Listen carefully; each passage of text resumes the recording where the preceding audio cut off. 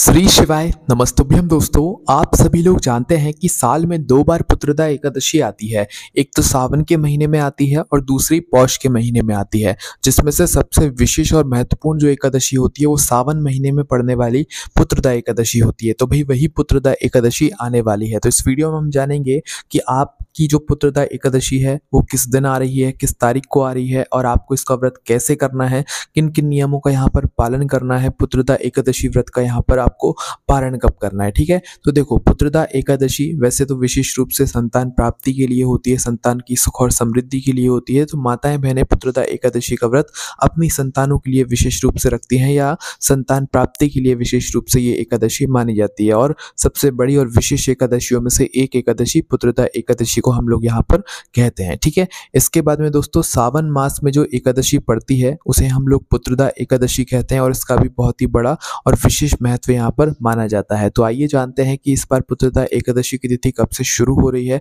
और कब समाप्त होगी। उस आधार पर आप लोग समझ जाइएगा कि किस दिन आप लोगों को एकादशी का व्रत रखना है या इस बार सावन की पुत्रदा एकादशी कब है। ठीक है, तो देखो एकादशी तिथि शुरू हो रही है 4 अगस्त सोमवार के दिन सुबह 11:42 से और एकादशी तिथि समाप्त हो रही है 5 अगस्त दिन मंगलवार को दोपहर को 1:12 पर। अब उदया तिथि के अनुसार देखा जाए तो सूर्योदय हो रहा है 5 अगस्त वाली मतलब एकादशी में, क्योंकि इस तिथि के अंतर्गत सूर्योदय हो रहा है, इसलिए इस बार जो पुत्रदा एकादशी है सावन मास की शुक्ल पक्ष की जो पुत्रदा एकादशी है वो 5 अगस्त मंगलवार के दिन यहाँ पर आप लोगों को माननी है। ठीक है, और जो लोग पुत्रदा एकादशी का व्रत रखते हैं या नॉर्मल एकादशी का भी जैसे व्रत रखते हैं तो भाई उन लोगों को भी इस बार 5 अगस्त के दिन ही एकादशी का व्रत रखना है। एक ही दिन इस बार एकादशी मानी जाएगी और व्रत यहाँ पर रखा जाएगा। ठीक है, इसके बाद में दोस्तों अब हम लोग जान लेते हैं द्वादशी तिथि कब से लेकर कब तक लग रही है। इसके बाद हम आप लोगों के व्रत के पारण का समय जानेंगे, है ना।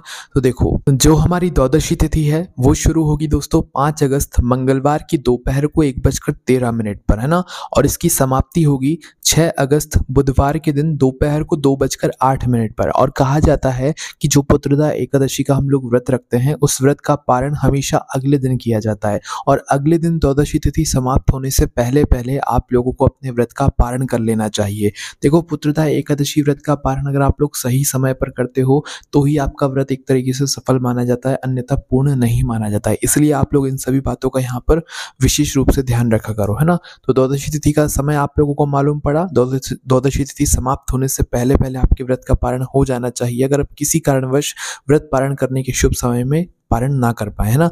तो अब हम लोग जान लेते हैं कि पुत्रदा एकादशी व्रत पारण करने का शुभ समय क्या है। तो देखो 5 अगस्त के दिन तो आप लोग पुत्रदा एकादशी का व्रत रखोगे तो इसके व्रत पारण करने का जो समय है वो अगले दिन का है, यानी कि 6 अगस्त का, है ना। तो व्रत पारण करने का समय मतलब व्रत पारण करने का दिन 6 अगस्त 2025 बुधवार के दिन सुबह 5:45 से लेकर सुबह 8:26 तक का जो समय रहेगा ये आपके व्रत पारण करने का शुभ समय रहेगा। और इसी बीच में आप लोगों को अपना व्रत पारण कर लेना है, अपना व्रत खोल लेना है। और व्रत खोलने के लिए आप चाहो तो भगवान के किसी प्रसाद का उपयोग कर सकते हो, जल पीकर भी व्रत खोल सकते हो। भगवान का कोई भी प्रसाद भोग रखा हो तो उससे भी अपने व्रत को खोल सकते हो और अपने व्रत को यहाँ पर सफल कर सकते हो। ठीक है, इसके बाद में दोस्तों एकादशी व्रत के कुछ नियमों का आपको पालन करना रहता है। अगर आप पुत्रदा एकादशी व्रत का यहाँ पर संकल्प ले रहे हैं तो सबसे पहले एक दिन पहले दशमी तिथि के दिन यहाँ पर आपको क्या करना रहता है कि दशमी तिथि के दिन आप लोगों को जो है एक समय भोजन करना रहता है, वो भी शुद्ध और सात्विक बिना लहसुन प्याज वाला। ठीक है,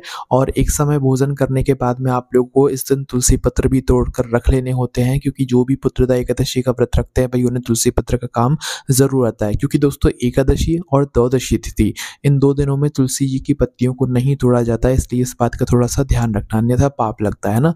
तो जो भी तुलसी पत्र है वो आप दशमी तिथि के दिन तोड़ सकते हैं और इन्हें कई दिनों तक इस्तेमाल भी कर सकते हैं, कोई दिक्कत परेशानी यहाँ पर नहीं है। ठीक है, अगर तोड़ना भूल जाते हैं तो तुलसी के पौधे के नीचे जो पत्तियां नीचे गिर जाती हैं आप उन पत्तियों को भी ले सकते हैं अगले दिन, अगर आप किसी कारण से दशमी तिथि के दिन तुलसी की पत्तियों को यहाँ पर लेना भूल जाते हैं ना।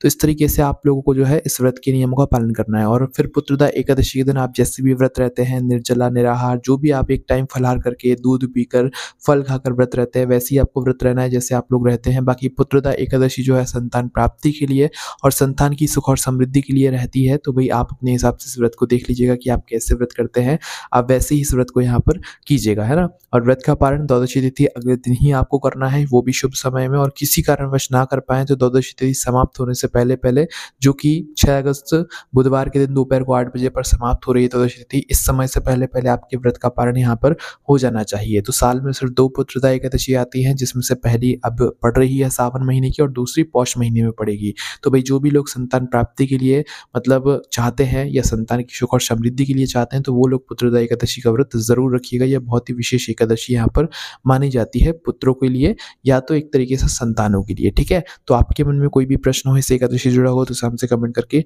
पूछ सकते हैं। ओम नमः शिवाय, जय भोले बाबा, श्री शिवाय नमस्तुभ्यम।